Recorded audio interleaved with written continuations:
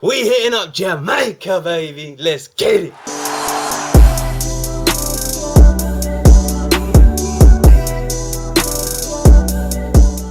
JTV crew, salute.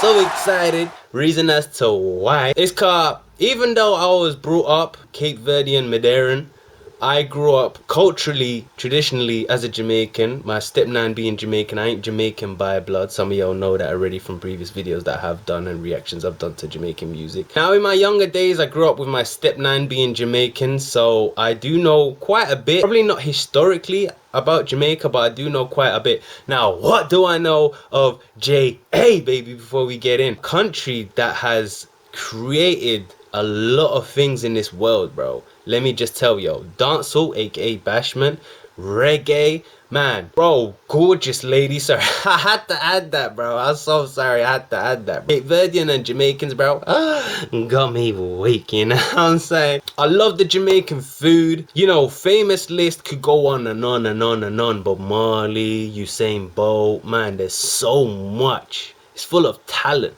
And my favorite genre being dancehall, man.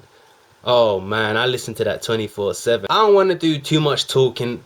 Let's get in straight into the video and I'll put in my input. But without further ado, family crew, let's get straight in. So Jamaican subscriber Ashley P sent me this book of Jamaican Patois poems by Louise Bennett. Here's a poem about a time a circus came to Kingston and a lion escaped from its cage. What a magic, what a mystery. Circus lion boss him bound, and the crowd don't get excited, and the crowd is safe and sound. Jamaica people grand me child, Jamaica people bold, for face the king obese with everything under control. The lion bust the cage door down, the lion jumped the wall. And not a soul done holler out, and not a soul done bawl. The lion mingled with the crowd and prowled from west to east. The people sitting calmly and salute the king obese. I love Patois.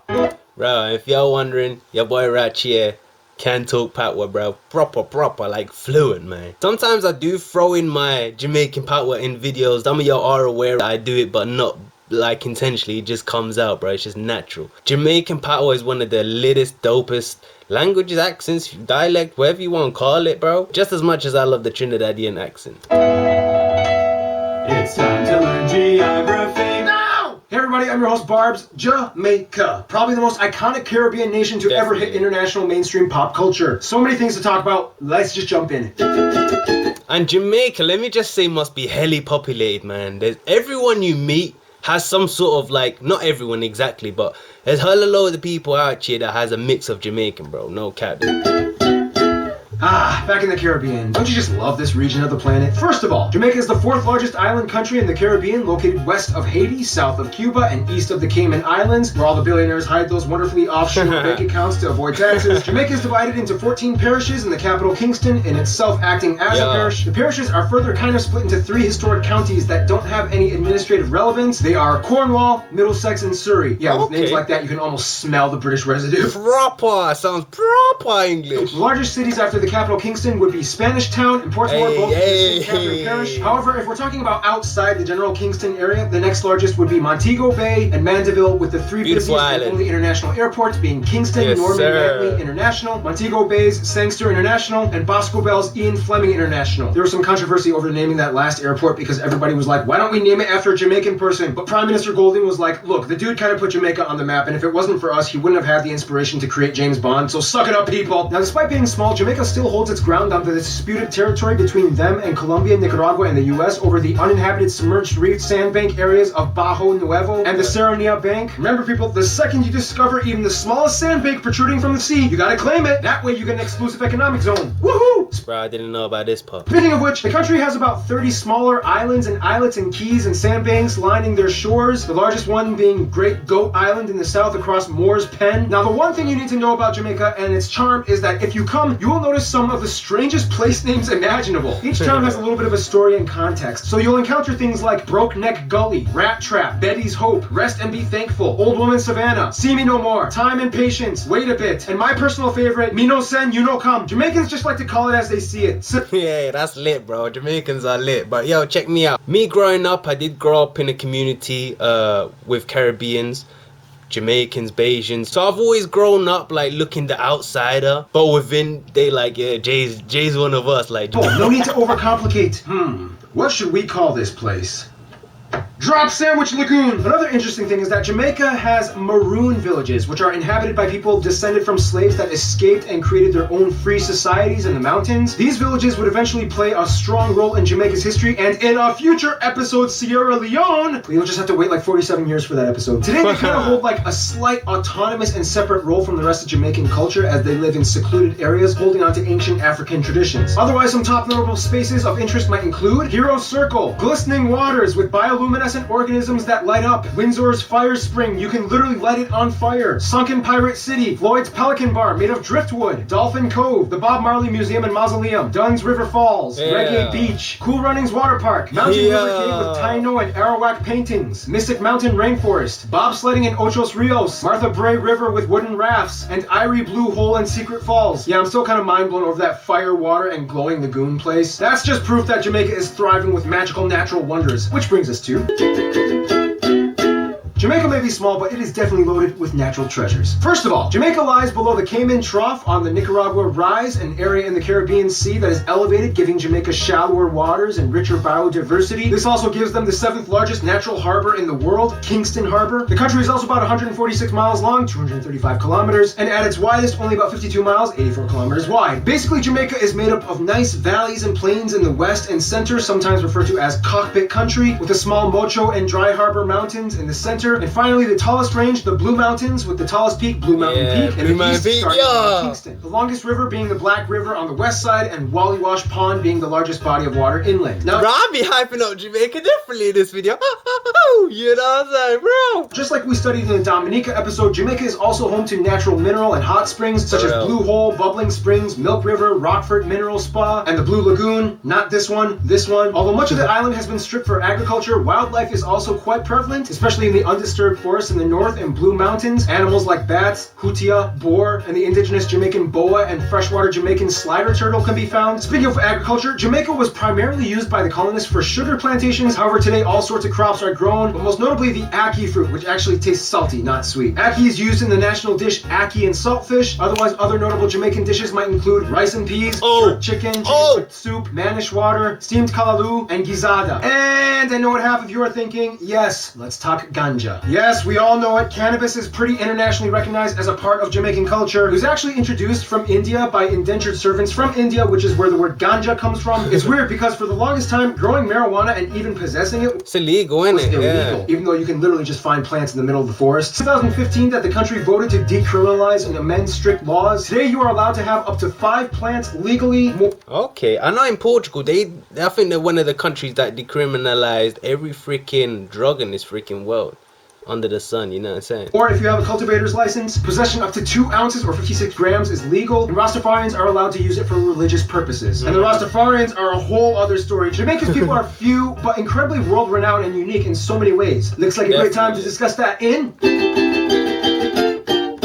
Jamaica lives by the motto, out of many, one people, attributing the unity to all the cultural pieces that have made them who they are today. First of all, the country has about 3 million people and is the 3rd largest Anglophone... I would have thought Jamaican would have had hella way more, bro. ...nation in the Americas. The vast majority of Jamaicans identify as black at over 90%. But 3 million in a small island, bro, that's already a lot, you know what I'm saying? About 7% are mixed, and the remainder are actually mostly made up of Asians, not whites, like the Chinese and Indian Jamaicans, with whites following after, mostly descended from British colonialists and other people groups following. And the coolest thing is they all speak in a Jamaican accent. Here's a white guy and a Chinese guy both born in Jamaica. Yeah, I come from Jamaica. I come from the western part of Jamaica. Can't really tell you where I come from down there though, because I don't know where I come from. I'm Jamaican. Well, if people don't believe me, they don't believe I come from Jamaica because I'm Chinese. Yeah, that was pretty cool, wasn't it? They use the Jamaican dollar as their currency, they use the type A, B, American style plug outlets, and they drive on the left side of the road. Now, even though they have a small population, Jamaica has probably made the biggest global impact for Caribbean culture out of all their neighbors. In the quickest way I can summarize their history, Tainos and Arawaks, Christopher Columbus comes in and calls it Santiago, slaves come in from Africa, Brits come in calling it Jamaica, slavery abolished in 1838, the Brits were like, dang, we need cheap labor since the slaves are free. Oh yeah, let's do the same thing we did with Guyana. Come on, Indians and Chinese! Finally, Jamaica gained independence in 1962, however they still fall under the Commonwealth as a constitutional monarchy, where Queen Elizabeth still remains the technical head of state, but nobody really sees her as like the head of state. Now, Now, due to Jamaica's relative isolation from the rest of the Antilles, Jamaica had to kind of develop their own unique style of customs and traditions. Which For one, Christianity has played a huge role in Jamaica. Jamaica also has more churches per square kilometer than anywhere else in the world. Contrary to popular belief, Rastafarianism, although started in Jamaica in the 1930s, only makes a small minority of somewhere around 5% of the population. If you don't know anything about Rastafarianism, basically it's an Afrocentric belief system that takes inspiration from the Christian Bible, as certain rituals and doctrines like the one we discussed in the Ethiopia episode, in which they believe that Haile Selassie was the Messiah, yada yada yada. If you're interested in learning it, just Google it. I wish it was that easy. I wish I could just do that for every episode. Just Google it. Jamaica. Done. Second, we all know the biggest source of global influence for Jamaica would be But then not many people be watching your videos, bro. No doubt. The music. Starting in the 50s, Jamaica's ska and rocksteady precursors to the 60s reggae and dancehall melodies not only became super popular in themselves, but also paved the way for other branch genres like hip-hop and EDM. In order to really appreciate Jamaican music though, it might be wise to brush up on the part I personally find most fascinating, Patois. Now, although in a legal sense, the official language of Jamaica is Standard Jamaican English or SJE, many would say... Bro, I remember when I was growing up, the only thing I took offense to is when I was talking Jamaican Patois to my bedrooms, you know what I'm saying? And I used to get some people saying like, can't you speak proper English? I'm like, bro, that really hit me hard in the heart, bro, when people say that to me. Can't you speak proper English? The way I talk about, you feel me, bro? I feel so comfortable when I talk Jamaican Patois. Technically, there are two languages, the other being Jamaican Patois, which is basically like an English Creole, much like what Haiti did with French. The thing is, Jamaican Patois is kind of like a loose, feel-it-as-you-go type of language. It doesn't have an official standardized format, but there are certainly universally used words, such as Talawa, Crosses, Pitney, Duppy, Big Up, and of course, everyone knows the classics, Wagwan and Irie. However, when they want to emphasize something, they like repeat a word twice, like pasa pasa, licky licky, picky picky, and they always use like filler words which don't have any meaning, but it kind of illustrates the story better. For example, okay, Jamaican geography Darren wrote this, and I'm gonna try to see if I can do it. So me go so bups and run a race, then me go and run hard, and me go rups flick flick, and me win it easily. I don't know how I did. That was either incredibly offensive or kind of acceptable. You make a Jamaican friend, chances are you will get a nickname, and it's usually based off of anything they notice from you. Yo man, what your name?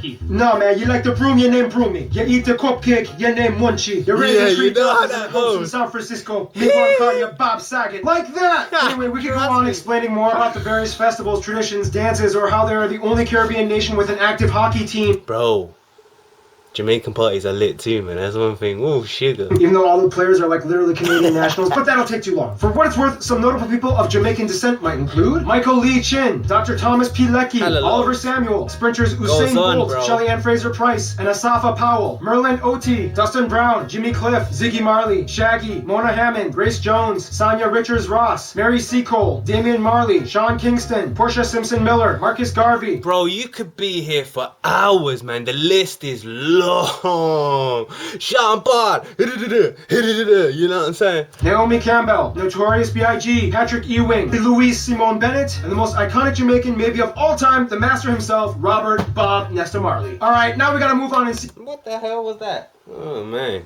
Who else likes to dance the reggae beat with Jamaica? If you ask a Jamaican what Jamaicans are best at, they'll probably say something like knowing how to slow down and take it easy when life needs to. Therefore, it's not hard for other countries to like Jamaica. First of all, Jamaica has close ties to Cuba, as they have been giving scholarships and medical help for decades. Treaties and business deals have always been active. They have a funny little rivalry with Trinidad and Tobago and Barbados, though, when it comes to dominating the tourism industry and sports competitions. But when they meet up as people, it's like they're brothers all over again. China keeps an eye on them, considering that they already have a noticeable Chinese minority. By the way, Tessa and Ching, who... Like I said, China's been doing helly lot in continental Africa too, man. Not just the Caribbean. Trust me. Won The Voice in the US was like a huge deal, and they have been investing like crazy over the past few decades. Jamaicans see this as kind of like a suspiciously nice gesture because they like the business, but they don't want to be taken over by excessive debt. Also, like mentioned in the Ethiopia episode, Jamaicans love Ethiopia, especially Rastafarians. In terms of their best friends though, the Jamaicans I've talked to have said most likely their fellow Anglophone nations, the USA, Canada, and the UK. These areas have the largest Jamaican diaspora communities, and remittance money makes a huge part of their economy. Visa-free entry is allowed for each nation, and each country places Jamaica high on tourism publicity, which in What? Visa free? Not if you're going from Jamaica to the UK, bro. Come on, auntie. She needed visa to come into the UK. So me not know what I talk about. This money makes a huge part of their economy. Visa-free entry is allowed for each nation, and But that's going into Jamaica. That's not coming out. Each country places Jamaica high on tourism publicity, which in return gives them huge global popularity. In conclusion, Jamaica is like the little island that could, and music was its fuel. People all around the world now put this tiny landmass in high regard, all because they have that certain Patois charm, but with a laid-back life that everyone admires. You know, tradition, culture, the music, the vibe, the language, the food. Man, I have to say, I love everything about Jamaica. People got you locked down like that, man. I swear, when you're a bro, man. I tell you. Hella lot of love. A lovable country of mine that's deep down, bedded in my heart. Beautiful family crew, it was a pleasure checking out J.A. baby. The hell? I'ma see y'all in another day's upload. I'm out.